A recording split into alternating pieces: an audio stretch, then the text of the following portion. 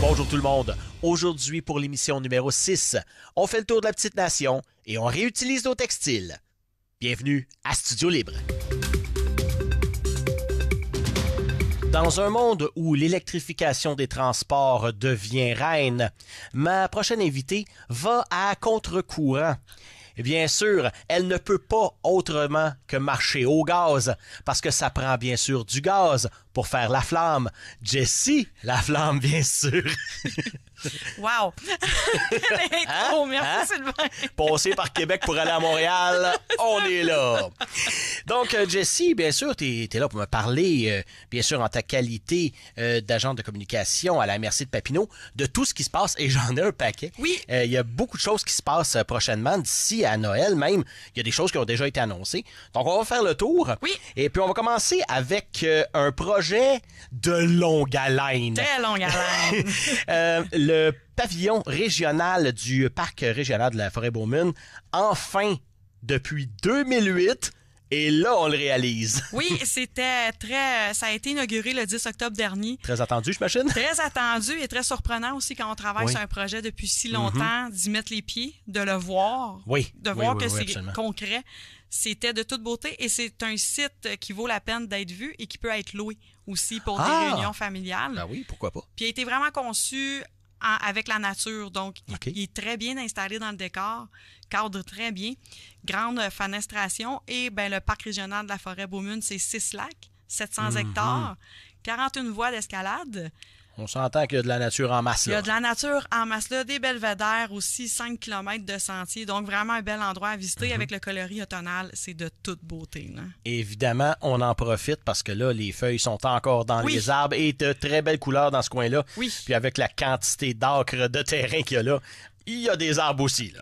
Il y a de la place pour se promener amplement. Non, c'est un site vraiment de toute beauté, une belle fierté là, pour la municipalité de Beaumune. Oui, absolument.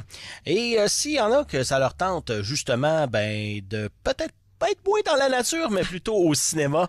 Il y a des films, justement, à Cinéma Boule, qui sont présentés, plusieurs d'ailleurs. Oui, en fait, c'est les jeudis soirs, là, une semaine sur 2. Donc, le jeudi 23 octobre, ça se déroule du côté de la salle des Jardins de la Petite Nation à Papineauville. Le 23 octobre, c'est l'attachement. En fait, c'est Sandra, une quinquagénaire, là, qui partage soudain et malgré elle l'intimité de son voisin qui a 2 enfants et donc une autre réalité. Mais elle va s'attacher à cette famille d'adoption, donc peut être très intéressant. Le jeudi 6 novembre, c'est 1000 secrets, 1000 dangers. Cette fois-ci, c'est Alain qui veut se marier avec Virginie. Ça promet d'être une journée grandiose, mais plusieurs surprises vont se poindre à l'horizon. Évidemment. Évidemment. Et le 20 novembre, c'est le film À bicyclette et le 4 décembre, le film Manicouagan. Et on part de coûts là, très abordables. C'est 5 à 10 en prévente ou sinon 6 à 12 le selon enfant ou adulte. Là. Ouais.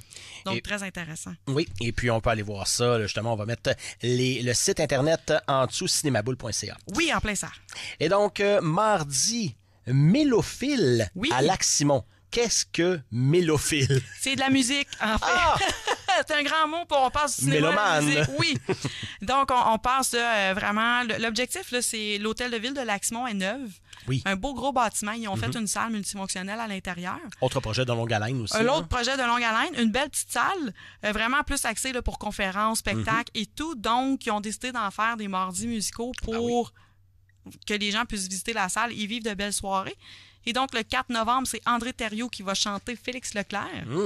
Depuis, lui aussi, ça fait longtemps qu'il fait la tournée du Québec avec ses chansons.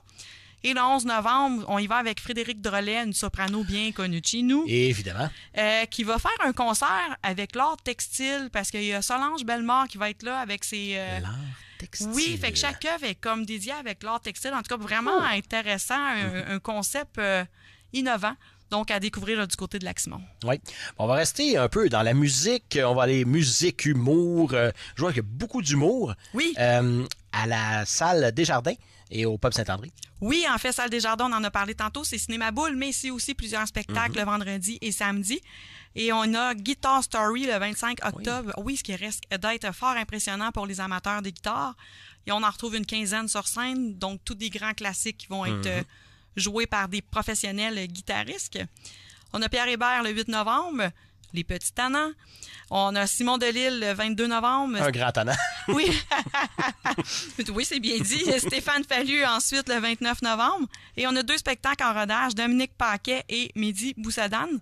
Super intéressant de les voir en rodage parce que, étant donné que c'est une petite salle de 350 personnes, les artistes se laissent vraiment aller, les humoristes se permettent des choses. Essaient des choses aussi, là, surtout choses. en rodage. Là, on le voit pour ceux qui ont vu des shows de rodage. Souvent, il y a des choses inédites. Tout à fait. Et souvent, c'est drôle de voir quand l'humoriste ne réussit pas sa joke. Aussi. Ça, c'est souvent aussi drôle.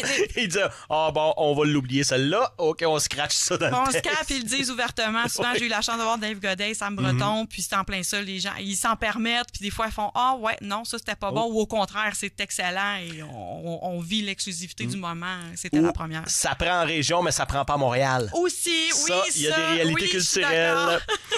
Du côté du pub Saint-André, maintenant, il y a beaucoup de musique, là, on s'entend de ce côté-là, au mois de novembre. Oui, hommage à Kiss le 1er novembre, hommage à Queen le 15 novembre et Stads le 29 novembre. Artiste que j'ai découvert là, pour vous présenter aujourd'hui et pour en parler. Sa chanson Laisse-moi, fort populaire, très bonne.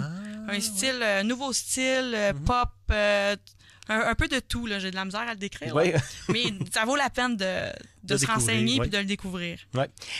Donc, on a maintenant de la culture. Bien sûr, il y a des prix qui sont donnés. Gala Culture Papineau qui va avoir lieu là, tout prochainement. Oui, le 24 octobre, on revient à la salle des Jardins de la Destination. Il s'en passe des choses. Ben, en tant que seule salle de la place, ou à peu près. C'est un peu ça. Donc, oui, il y a 3 prix qui sont remis par le Centre d'action culturelle de la MRC Papineau. On a la personnalité culturelle de l'année, l'ami du centre et le bâtisseur ou bâtisseuse.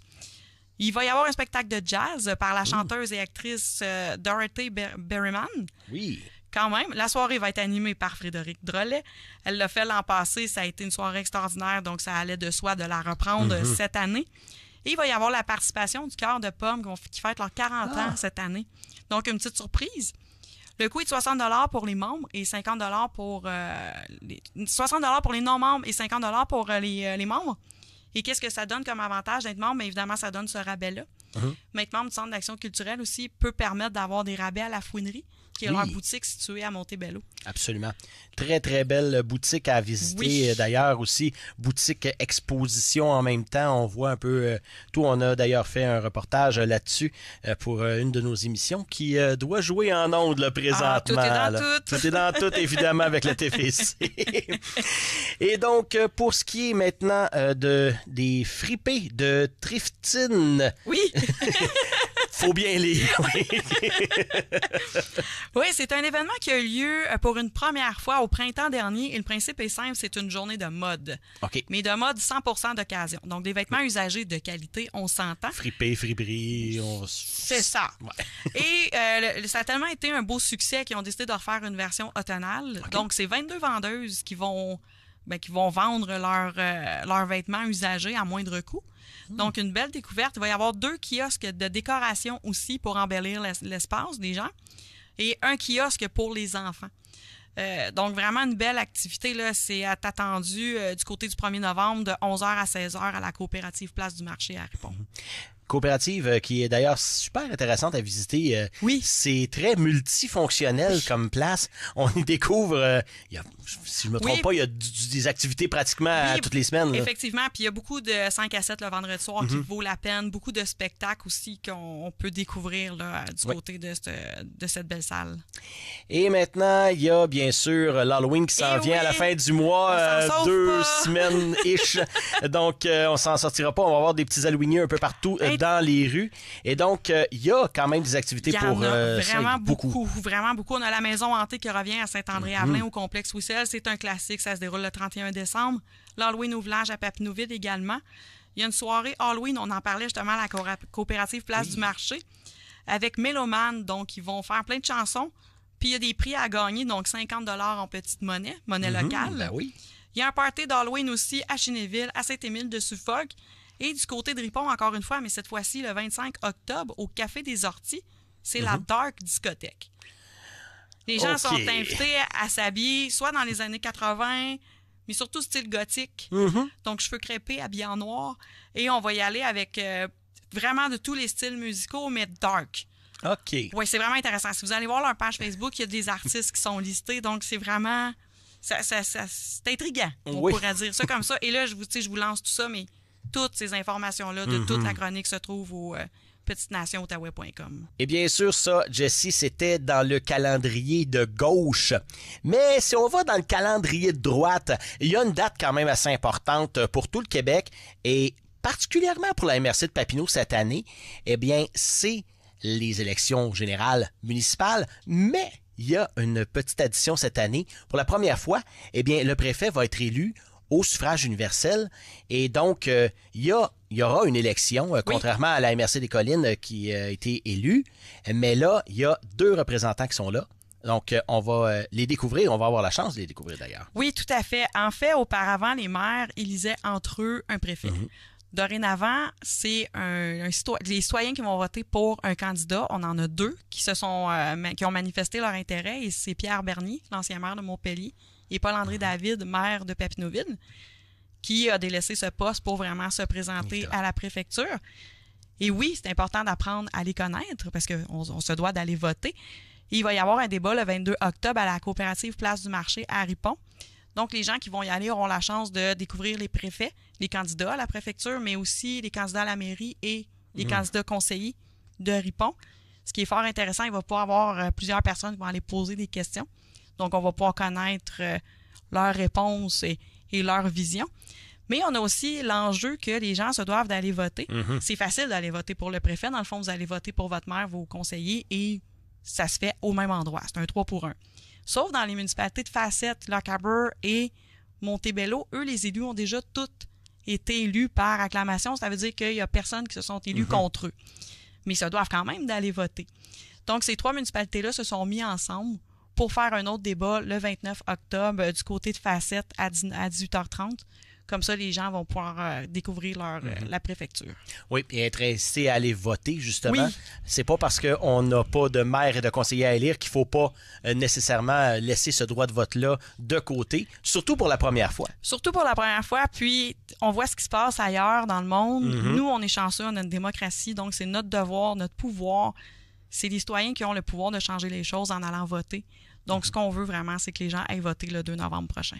Oui, absolument. Eh bien, c'est toujours un plaisir de te recevoir et toujours un plaisir pour mon esprit de trouver le petit jeu de mots pour te présenter avec ton nom de famille. C'est toujours une surprise, puis j'adore ça, Jessie. Et puis j'adore ton humour aussi. Donc, on va... s'en reparler d'ailleurs d'ici probablement la fin de l'année. On a des choses qui s'en viennent, notamment pour les marchés de Noël et compagnie. On va se revoir, ça c'est certain. Toujours un plaisir. Merci Sylvain.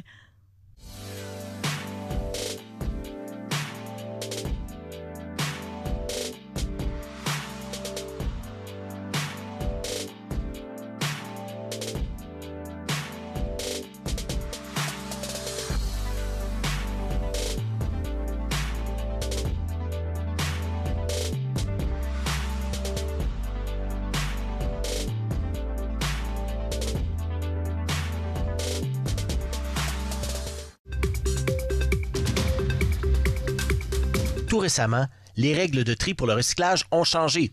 On n'a que 3 choses à retenir, emballage, contenant et imprimé, pour remplir son bac. Mais on peut aussi recycler d'autres choses. Non pas seulement que le compost, mais le textile aussi. Et ça, je ne le savais pas. À la ville de Gatineau, il y a des initiatives pour recycler le textile et on va en parler avec Anne-France Major, qui est responsable de la gestion des matières résiduelles à la ville de Gatineau. Bonjour. Bonjour. Et donc, comme je disais, on peut recycler aussi le textile. Et les gens se disent, bon, oui, on peut le donner dans certaines, comme on appelle à l'époque des cloches ou des boîtes de dons pour certains organismes. Mais il y a aussi d'autres initiatives par la ville de Gatineau pour recycler les textiles qui sont peut-être pas réutilisables finalement. En fait, en ce moment, on est vraiment à l'étape de récupérer les textiles. On n'a pas encore de solution de recyclage de textiles au Québec. Là, on parle de recyclage chimique ou mécanique. Il y a beaucoup de recherches, par exemple, qui se font dans ce domaine-là.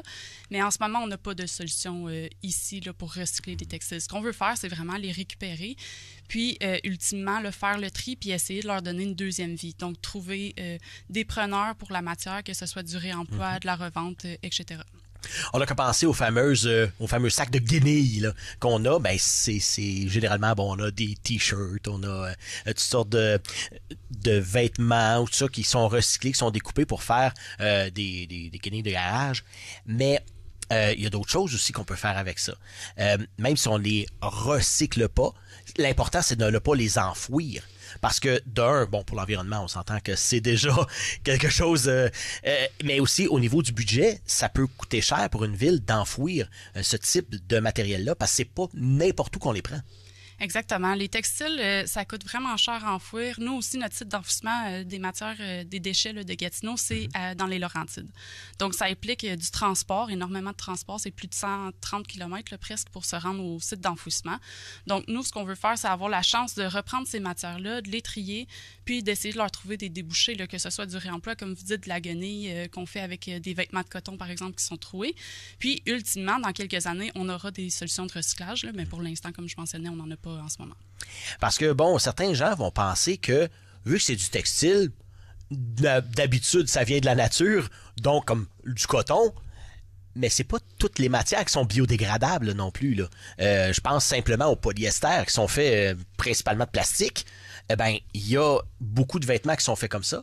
Et puis, si on les met dans la nature ou dans un site d'enfouissement, c'est pas demain la veille que ça va disparaître, là. Non, exactement. C'est environ 60% là, des vêtements qui sont mis en marché qui sont des fibres synthétiques, donc principalement issus du pétrole, puis ça prend des centaines d'années à se décomposer dans les sites d'enfouissement. Là, donc, c'est vraiment pas une solution d'enfouir les déchets, même le coton, en fait.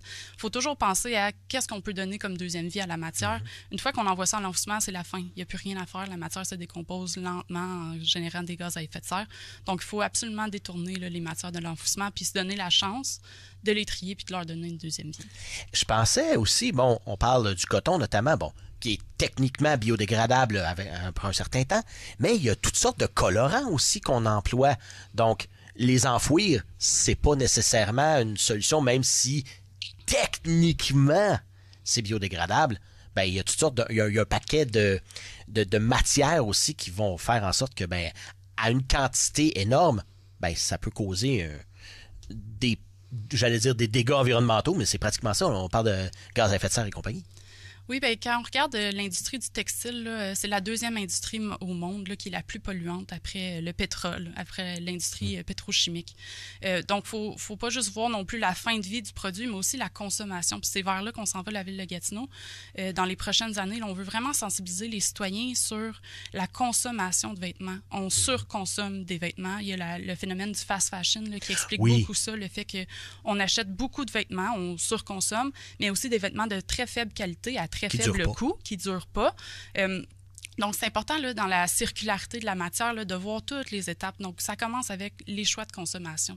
On veut encourager nos citoyens à consommer le plus possible des produits de bonne qualité ou des produits usagés, puis vraiment le moins possible là, se tourner vers des vêtements qui n'auront pas une durée de vie très longue, puis aussi qui ont été produits probablement de façon assez négligente là, sur l'environnement.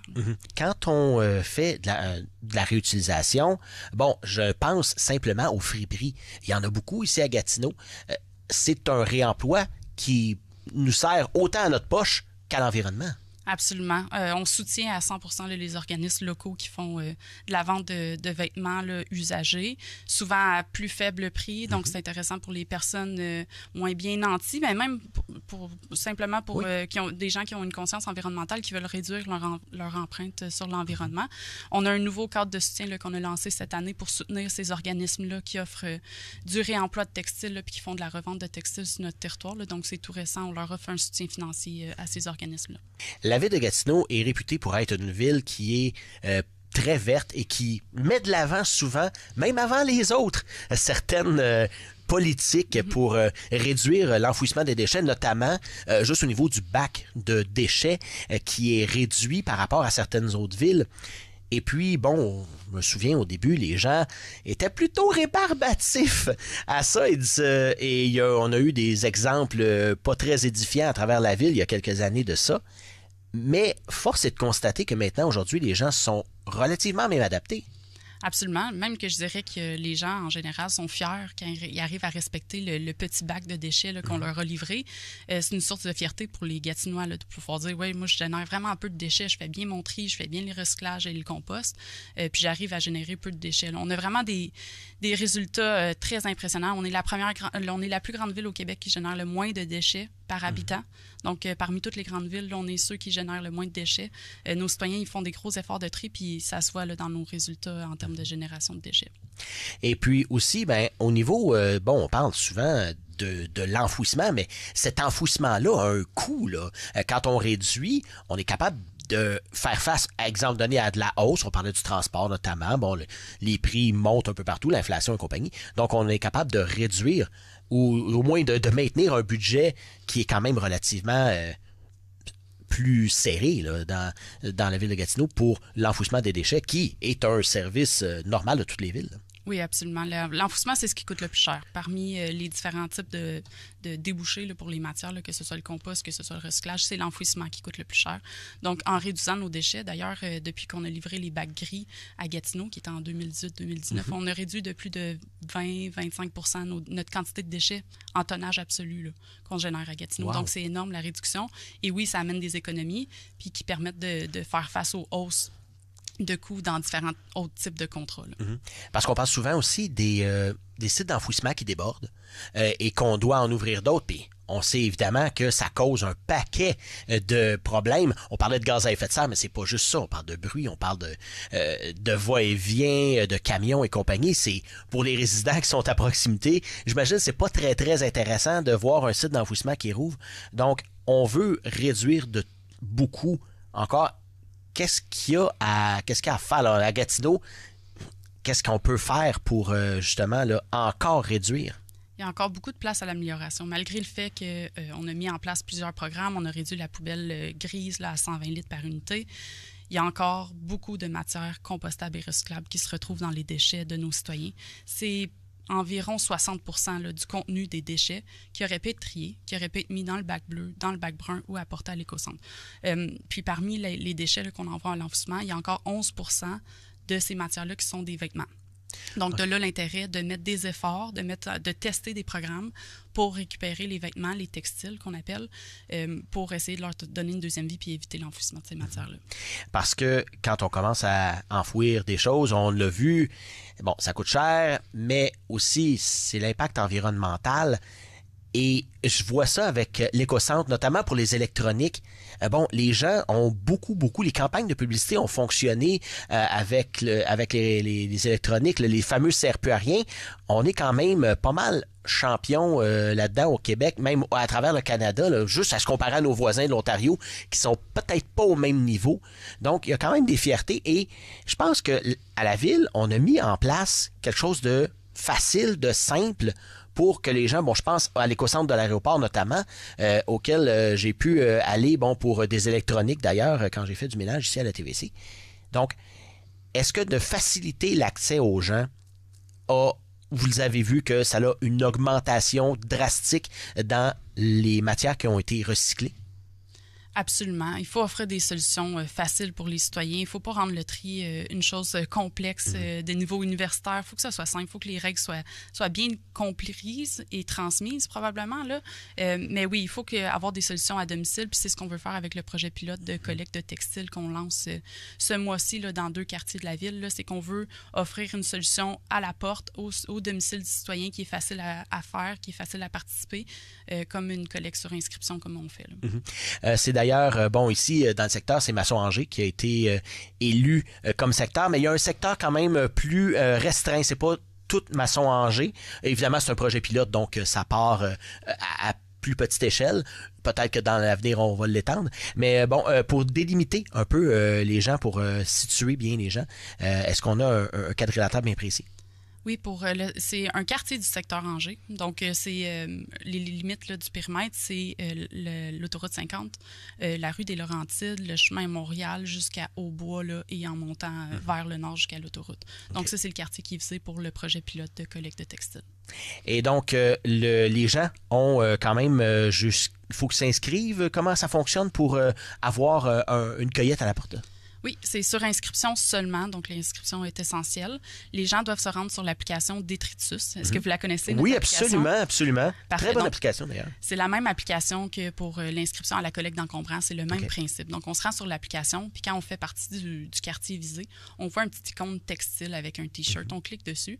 Il y a un formulaire à remplir. C'est vraiment pas long, là. Ça prend 1 minute, 2 minutes. Puis, on a la date de la collecte.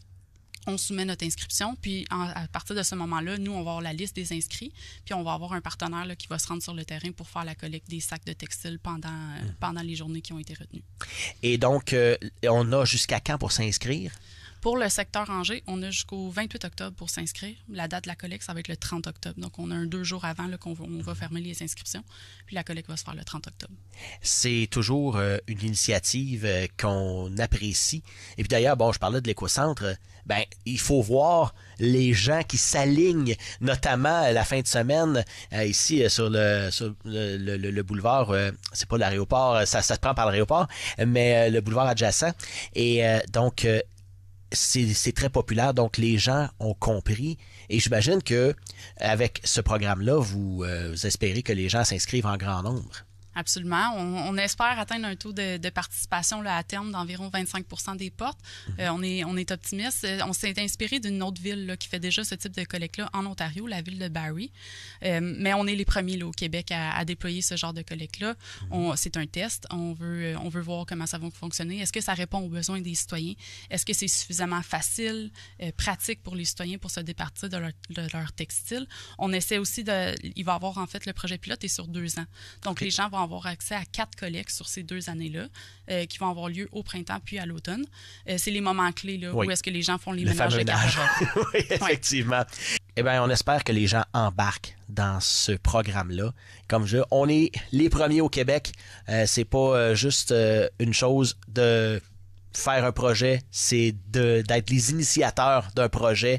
Et Gatineau, on est bon là-dedans.